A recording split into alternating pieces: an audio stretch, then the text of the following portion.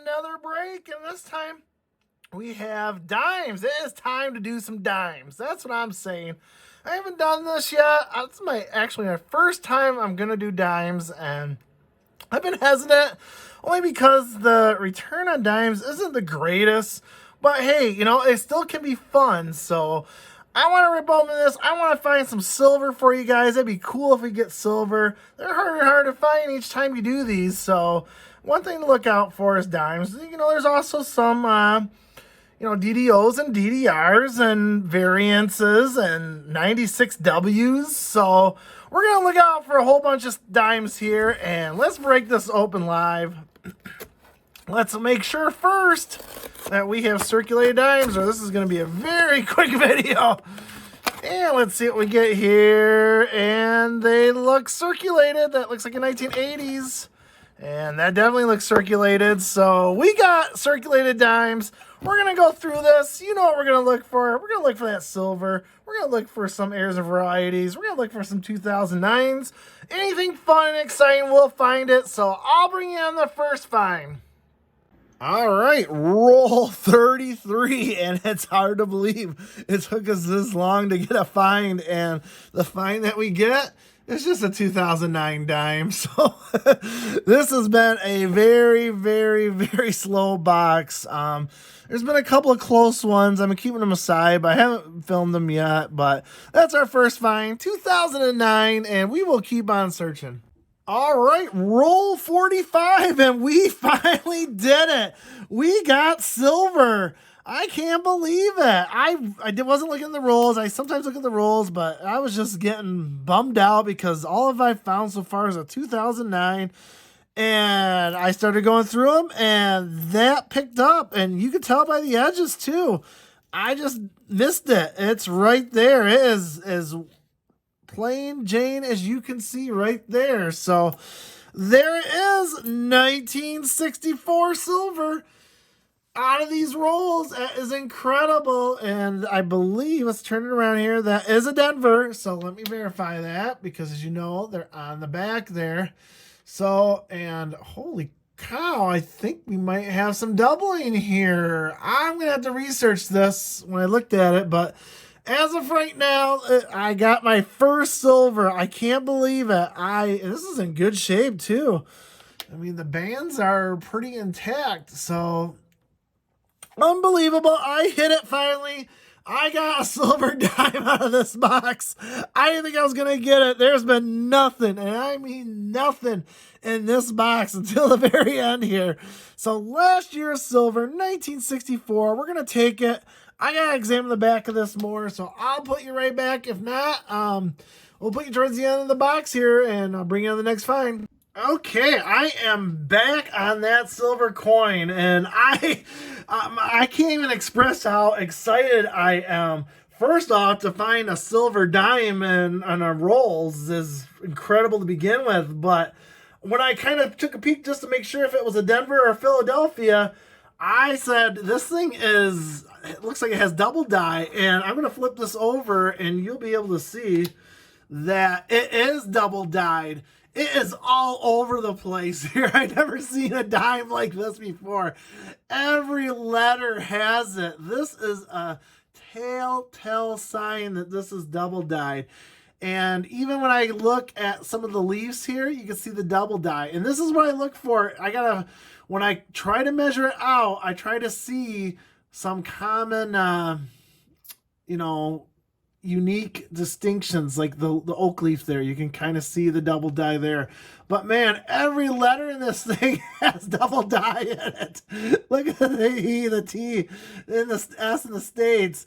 You look at United, you can see it in the D there. You can see in the T, the I, the N, the U is split serifs there.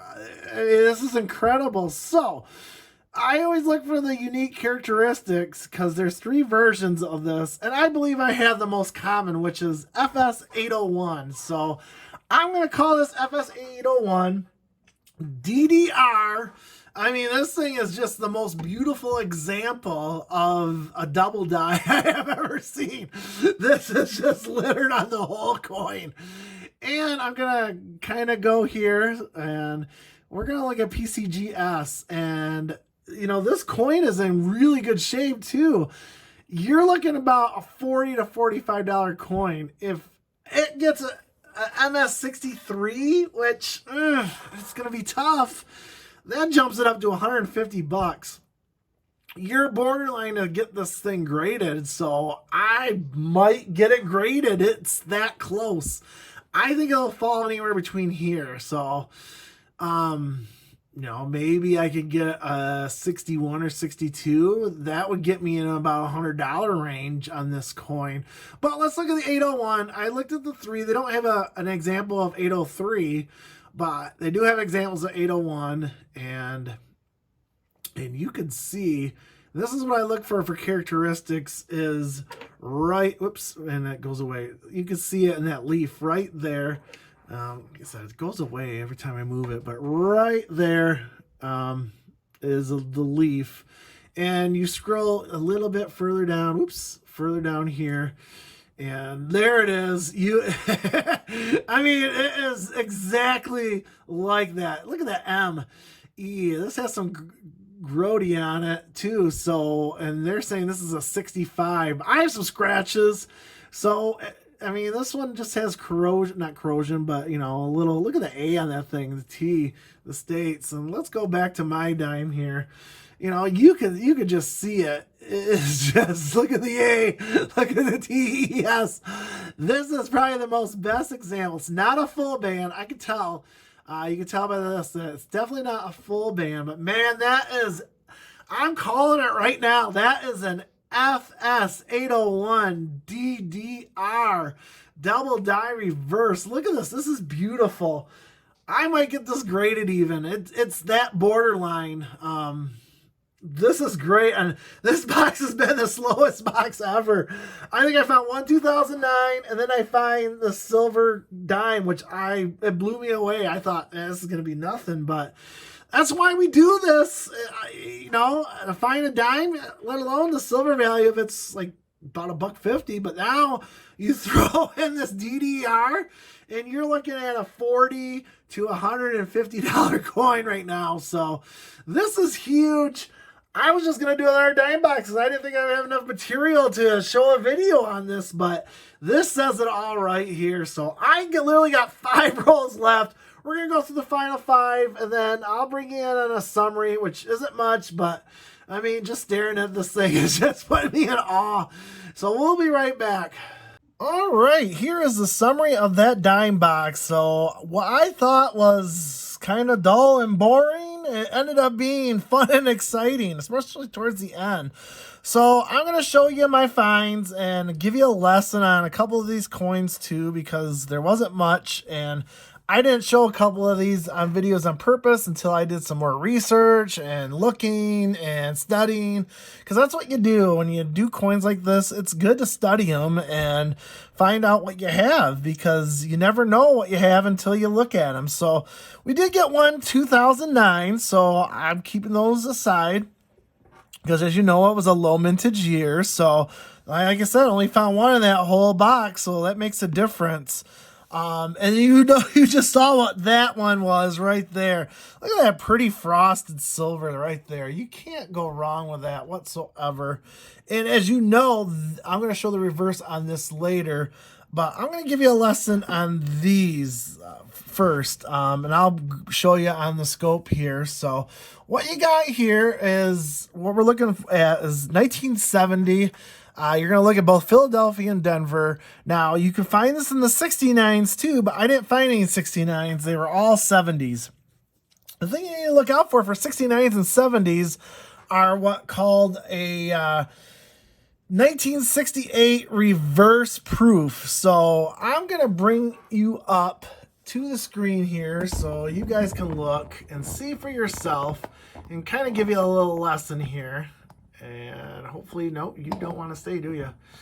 And let's see if I can get my camera to stay. It just doesn't want to stay here. Come on. There we go. So right now you're looking at a 1970 Philadelphia. And when you look at the back, it's normal. But what you need to look for in the 1970s is there's going to be two lines here for the under the flames. They're called proof reverses.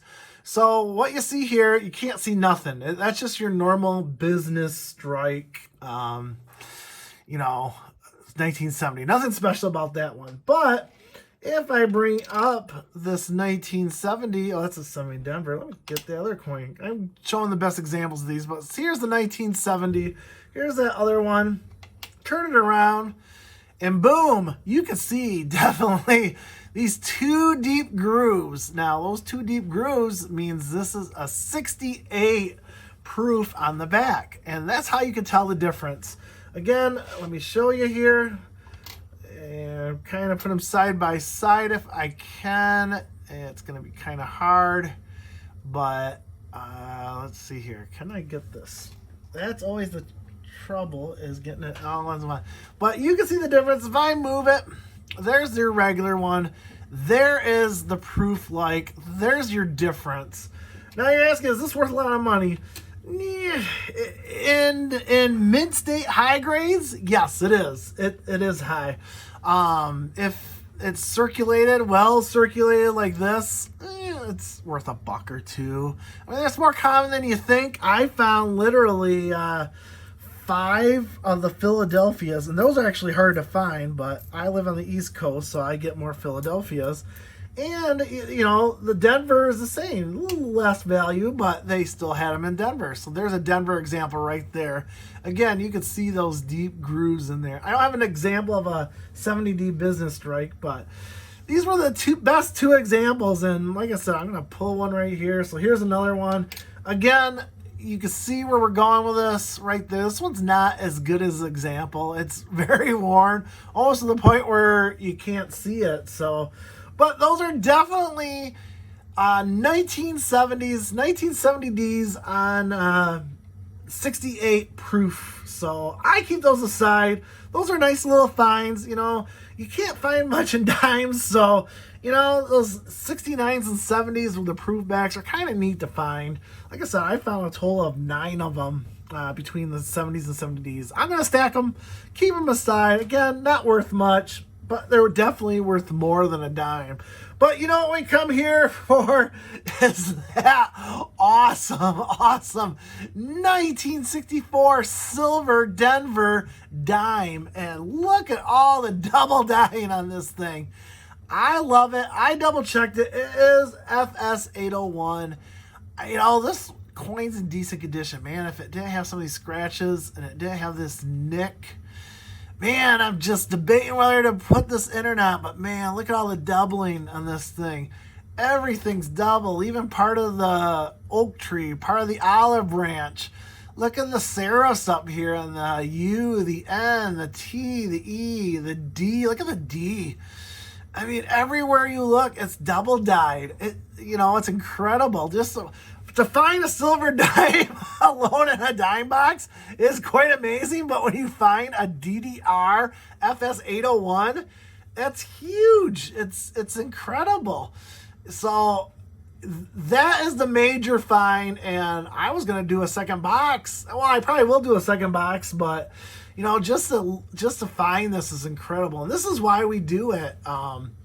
Look for those double dies. To find the silver in these dimes, just the silver alone is worth finding. I bought this for a dime. I'm going to get, that's anywhere between 25 to 50 bucks. I mean, it could go a little higher, but there's some scratches in there. It's definitely not the, you can see the scratches. It's not mint state.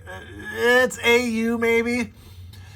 It's hard to say, but that's the major find right there. The 1964 Denver.